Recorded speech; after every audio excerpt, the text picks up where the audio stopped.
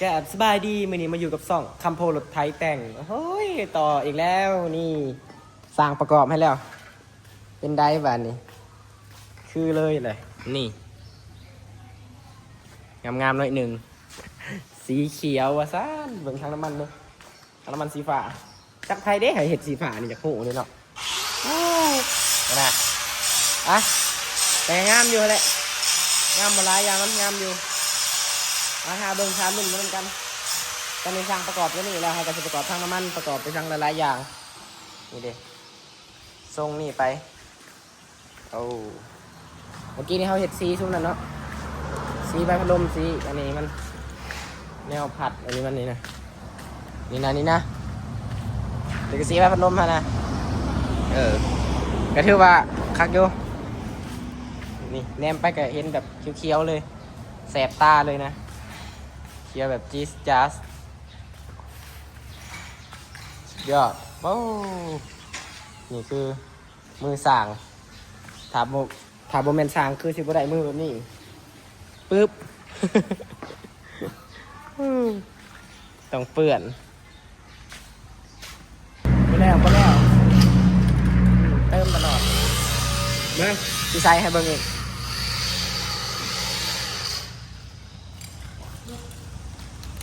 เอาเต็มเลยนะคือเกี่ยวตามตัวนี้ปกติตัวที่เกี่ยวดีกว่าเขาอ่ะมันจะ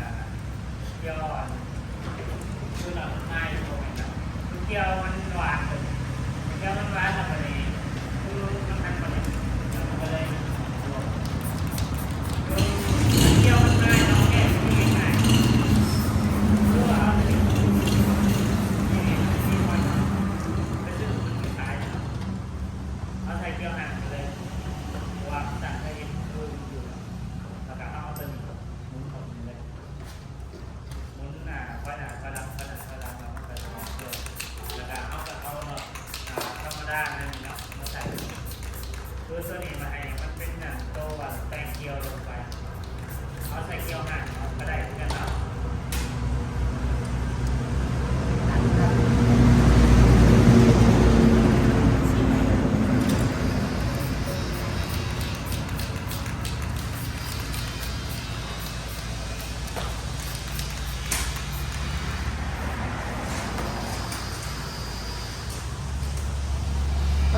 จบมาสิ้นกำหนดไหมสิแล้วแต่กะบ่แล้วง่ายดอกยังมีหลายแนวที่ต้องเห็ด นี่คืออยู่ได้ แล้วเอาซุปใส่ในนี้ เขาอยู่ว่าแรกเนาะก็เป็นเกี๊ยวธรรมดา ตัวนี้สีเปลี่ยนสีฟ้าใส่ตัวนี้เขาก็เอา น้ำเบิ่ง เกี๊ยวตัวนี้ ว่ามันจะเป็นอะไร มาประกอบกันได้ไหม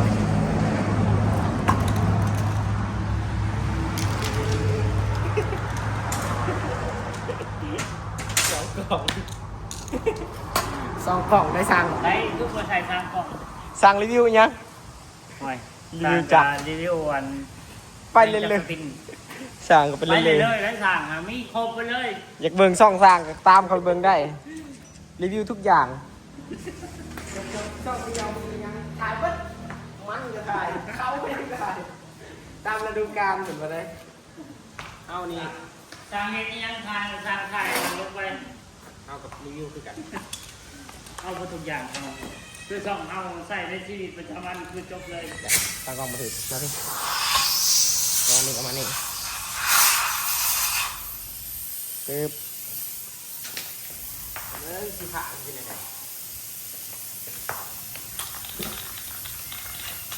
จะสีบางๆก่อน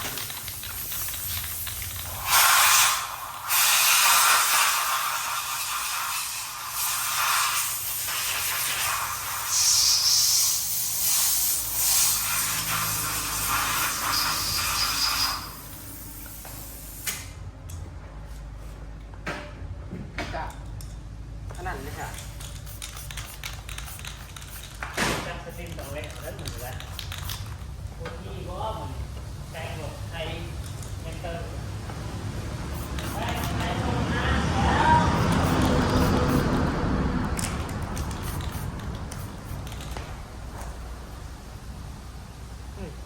ใครกับทั้งน้ำมันคิดว่าจะเป็นมามุนอันนี้ไหม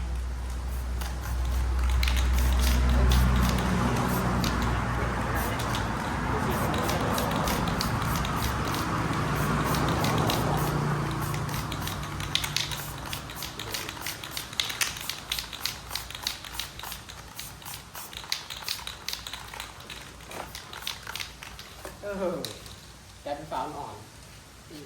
อ่อนเก็บๆนิดนึงมันกระสีใต้ฟ้ามันสิ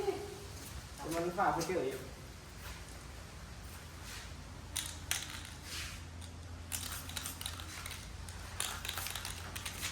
อ่ะพอแหละทนขับผ่านได้หนึ่งคือโยวะมันคือยามัน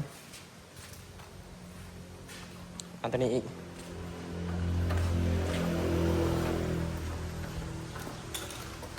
จบประสิทธิ์นะรถสางนะ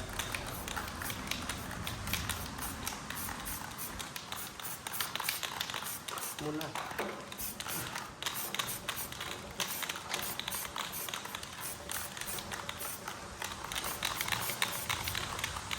ลมผักไปนะ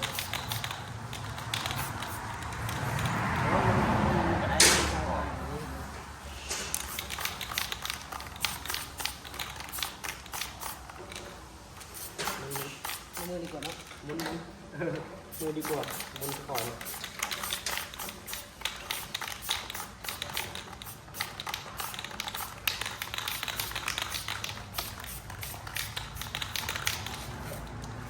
แล้วก็มันจะนำสีบ้านดินี่ได้สับสีฟ้ากันเลยปะสีนั่นแหละฟ้าเข้มจังไงได้นี่อ่ะพี่แต่สิประกอบทั้งน้ำมันจะหน่อยใส่อันนี้แล้วก็อันนั้นหน่อยหนึ่งใส่ตัวนี้อีกนี่นี่ใส่นั่นนี่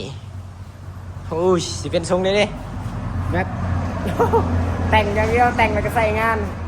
นะถ้าเบิ้งสอดต่อไปอะไรก่อนหันตัวนี้ใส่ก่อนประมาณนี้จากเหตุยังกับบุหูถ่ายแต่เว้นจนคำแต่ก็ยังมาทันแล้วเถอะยังมาได้เหี้ยยังคำนี่ประกอบไปทีละอย่างทีละสิ้นเอาให้สร้างอะไรเห็ดอะไรให้วางเลยน้ำมันออกมันแตกสร้างกำลังเกลียอยู่รถแห้งพวกเท่านั้นมันเลยแตกน้อยเดียวนั่นดอกแล้วน้ำมันก็จิ๊บออกมาก็เลยสร้างจอทำไมนี่ที่เป็นทรงนี้เลยขารุ่นขาเบิ้งแล้วที่ใส่ตีนใส่ยังอันนี้ฮะจักมาได้นี่ฮะอะไรย่านกล้องอย่าท่ายขอปิดหน้าปิดตาอย่าท่ายอย่าใส่ถึงใส่สะพานเลยวะนี่มันสะพานกูเห็นสะพานเห็นเนาะเบิ้งจางเตียง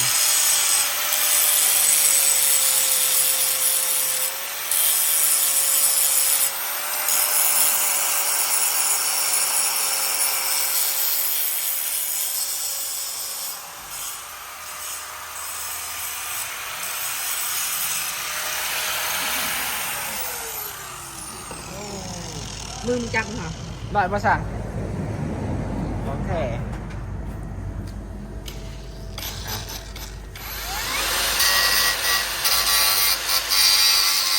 สั่งกำลังเห็นอะไรอยู่เดินทรงรถทรงยังไปถังน้ำมันอยู่พี่เบิ้งจะลองเอาถังน้ำมันไปใส่บ่ปะอึ๊บอย่าหลุดมือเด้อย่อไปตกมือบ่ได้เลยนี่ตรงสีฟ้ากับเขียวหดดากหมดเลยทั้งหลังก็หัวเอาแล้วว่าตรงสีฟ้าผสมสีเขียวแล้วก็สีฟ้ากับเขียวดากเลยเอาพอแหละใส่ลายมันจะเปลืองบ่แจ้งบ่เมื่อมือนี่เมาเต็มที่เมาบดคืนจนสร้างไรออกจากห้านเห็นป่ะครับไปทำจนแล้วเลยเนาะมึงมียังไงมีน้องน้ำโอ้ย นี่ไม่ได้กัดเอาดึงเลย สร้างกำลังเกียร์อยู่ไปสายยาวๆเนาะไปรุ่นเบิ่งนี่สติกเกอร์ที่เขาติดออกมาแปะอยู่นี่แล้วก็แปะอยู่นี่อีกอันนั้นก็สิเป็นวัยรุ่นนะวัยรุ่นบ้านได้ปะถามใหม่ก็ ยืนบ้านนี้แล้วเนาะ วัยรุ่นบ้านโน่นห้างนอนเนี่ย วัยรุ่นบ้านโน่นห้างไปเลยหัวถือใจจำนี้แหละทาเบิ่งสอดต่อไป นี่ประเด็นคือบ้านนี้สร้างเห็ดแล้วสร้างกำลังหันใส่ทางน้ำมันแล้วจะเป็นทรงนี้ก็คืออยู่ตอนแรกว่าสีฟ้าหรือบริคือนี่คือแบะนี่มาใส่มันโอ้ได้คือบุคือกันยาแหละใส่ไปเลยเห็นไหมคืออยู่ปะ คือเท่ อันแหละเท่ก็เท่จักมันเลยแบบมันเป็นทรงนั่นแหละสีแบบประหยัดอันนั้นเลยสีแบบบ่เหมาะสมตามใจ FC เกินไปสั่งฝากก็ฝากน้ำเขาคืออยู่ เฮ้ยซีมันก็กินมีอย่างนี้เอง ใช่มันก่อนกินมี จักเขาอยู่กัน มาใส่อีก โอ้ซีมันก็กิน สั่งบ่พอรับบ่พอนอน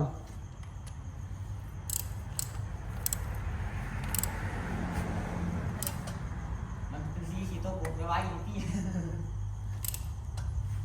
สั่งผ้าแปรงดึกดื่นเที่ยงคืน เจอเขาคุมเล็งมือเด้เผาจะแกะอ่อยได้เผาเป็นหลอก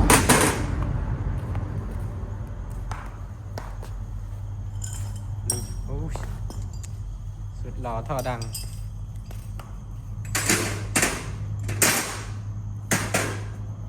สีฟ้าสีเขียว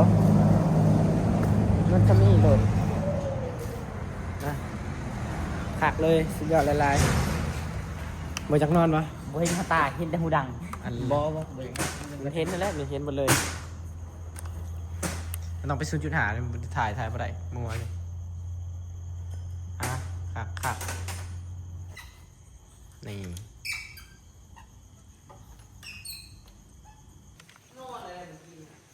นี่เนาะทุกคนเขาก็ได้